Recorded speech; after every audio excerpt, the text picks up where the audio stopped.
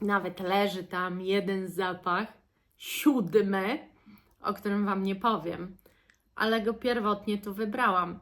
Ale wiecie, że to nie jest ten zamsz, tylko inny zamsz. Ja na przykład używam cały czas żółtego cifu do różnych rzeczy, czyszczenia. Jest niezawodny. Cześć, to ja, Marta, i kolejny film obiecany. Moje top 6 zapachów z nowości perfumowych, które udało mi się zakupić w tym roku, które też przetestowałam odpowiednio i zdecydowałam się wybrać jednak 6. Jakoś tak wyszło. 3 mainstreamowe i 3 niszowe. I zapraszam Was serdecznie. Ja się tak tylko zastanawiam, słuchajcie, jak to jest, że jak przychodzi co do czego, to siadam naprzeciwko tej swojej całej kolekcji, patrzę na te zapachy i tak sobie myślę, kocham je wszystkie, jak ja mogłabym w jakimkolwiek zestawieniu nie ująć czegoś. No ale są, wiadomo, mniejsze, większe wtopy. Bardzo często kupowałam te nowości bez próbek, więc było trudno. Nawet leży tam jeden zapach, 7, o którym Wam nie powiem, ale go pierwotnie tu wybrałam. Później sobie przypomniałam, że na mojej tacy miesięcznicy stoi jeden z zapachów z nowości, który przecież totalnie mnie zauroczył i kupił mnie na maksa. No i dobra, więc myślę, to biorę tamten. Później patrzę dalej na tę tacę, ale jest jeszcze drugi. I tak właśnie musiałam skorygować te moje top. A co ja tak w ogóle dzisiaj jestem jakaś strasznie wygadana? To jest mój 4. film już, który nagrywam. Słuchajcie, zacznijmy. To nie będzie żadnymi miejscami, żeby nie było. Będę mówiła tak, jak one sobie tutaj stoją. To powiem Wam, może jako pierwszym o tym zapachu.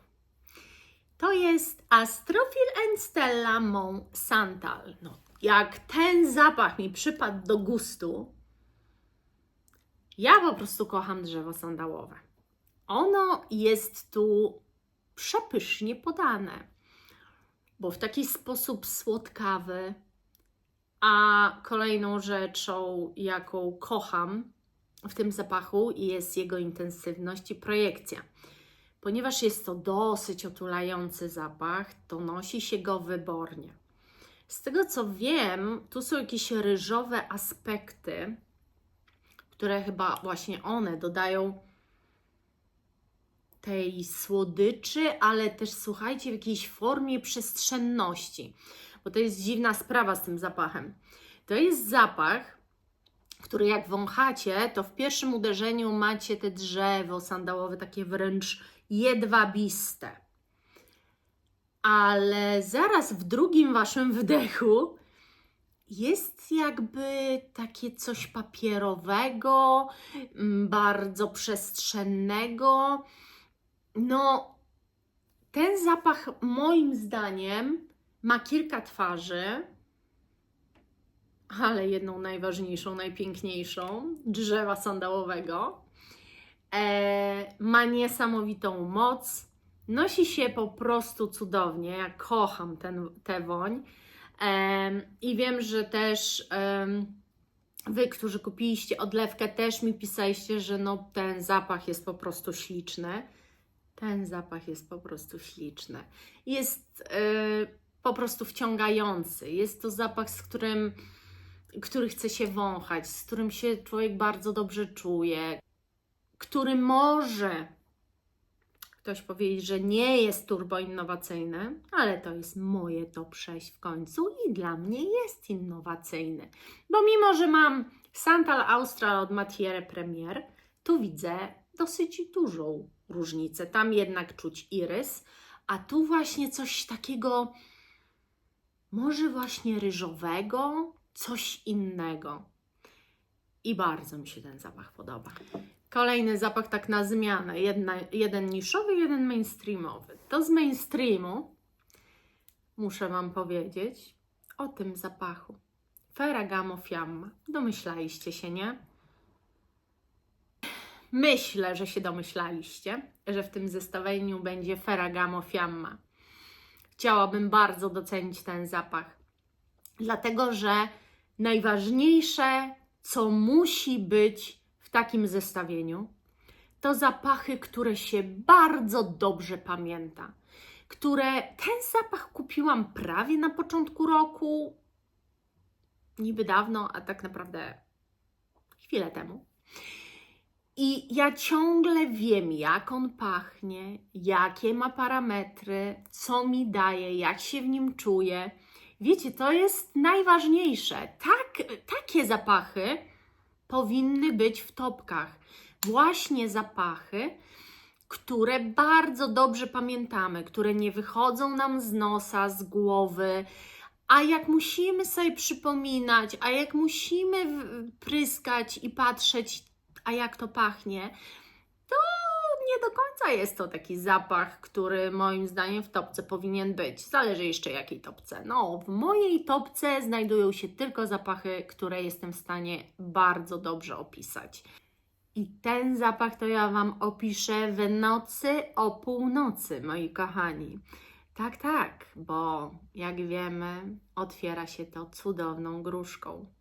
Później do głosu dochodzi jedwabista, cudownie męskawa, być może odrobinę gardenia. I to wszystko na takim kryształowym bursztynie. Ja bym nie powiedziała, że to są strasznie jakieś ambrowe perfumy. Ja bym powiedziała, że są tajemnicze, intrygujące i wabiące. Ten zapach mam w pamięci i dlatego jest w topce. Teraz czas na niszę. Mówiłam raz to, a teraz będzie zapach, którego na 100% się spodziewacie. A jak się nie spodziewacie, to znaczy, że mnie nie znacie i musicie jeszcze więcej moich filmików obejrzeć. Zachęcam, są stworzone playlisty, można sobie wejść i po prostu hurtowo mnie obejrzeć.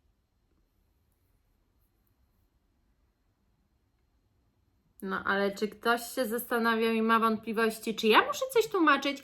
Guerlain Pêche Mirage, L'Art la Matière. Naprawdę muszę to tłumaczyć?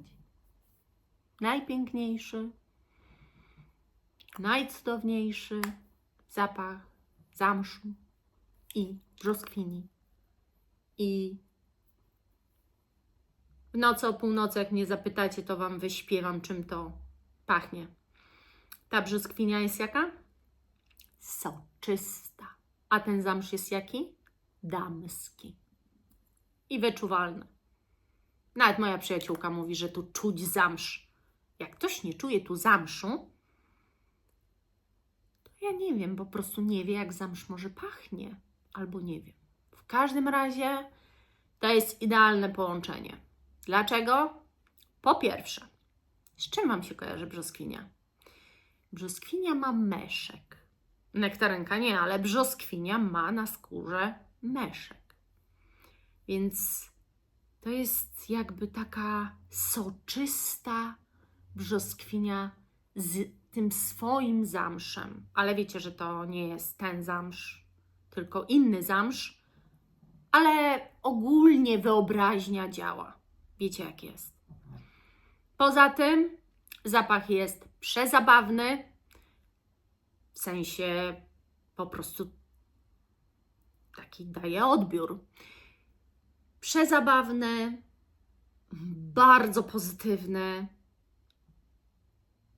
i niewymownie piękny. Nic dodać, nic ująć. Musiał się znaleźć w mojej top 6. Nie wiedziałam, który Wam pokazać najpierw, więc pokażę ten. Prawie już nic nie mam, bo żeście wszystko ode mnie kupili. Więc chyba to nie tylko dla mnie jest top. Jezu, jak to się nosi, jak to się ubiera. Hermes Barenia Intense.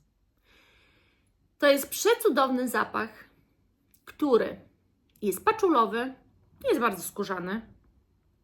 Ma DNA podstawowej wersji, ponieważ jest tu ta subtelność, tyle że na przykład na mnie ta subtelność jedynki, nazwijmy zapach numer 1, to jest zapach numer 2. Jedynki, ta subtelność na mnie wychodzi po kilku godzinach. Przez wiele godzin główne skrzypce gra na mnie paczula, ale później OMG. Nic dodać, nic ująć. Turbo, piękny, cudownie noszący się, fantastycznie mnie ubierający zapach. To jest taka nowość, która wiedziałam, że mi się spodoba.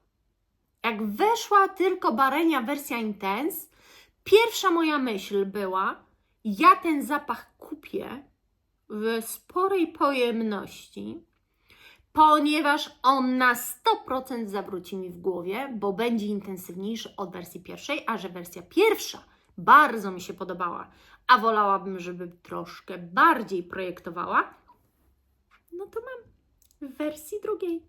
Cudo! Niszowo to już było. I teraz jeszcze też będzie. Mam przedstawiciela niszy z bardzo wysokiego C i z bardzo mocno górnej półki. Przepraszam wszystkich, których boli portfel od samego patrzenia. Co zrobić? Amouage Existence.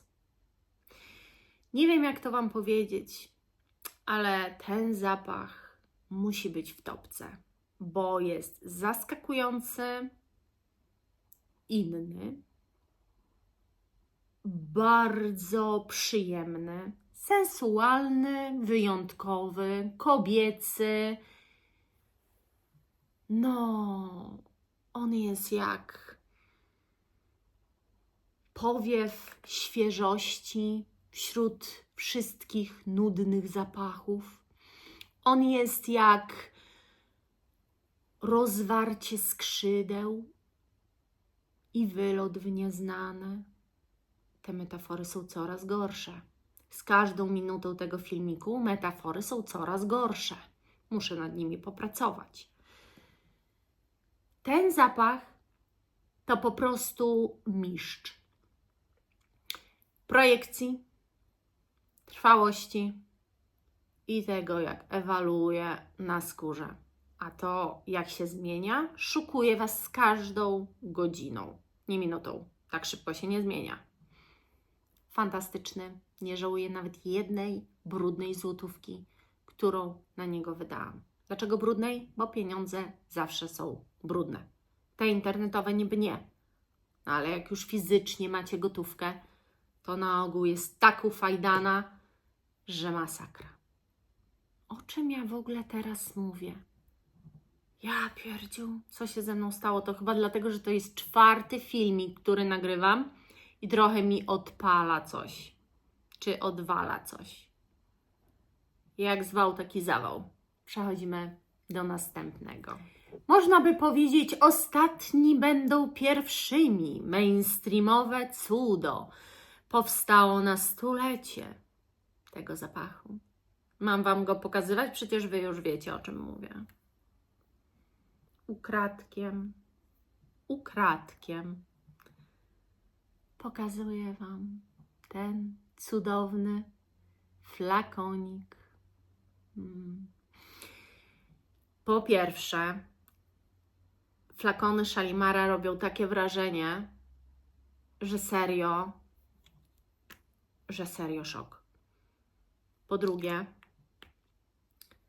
Nie wiem, jak Wam to powiedzieć, ale żeby aż tak się zakochać w zapachu Guerlain Shalimar, L'Essence, dodam, to się nie spodziewałam.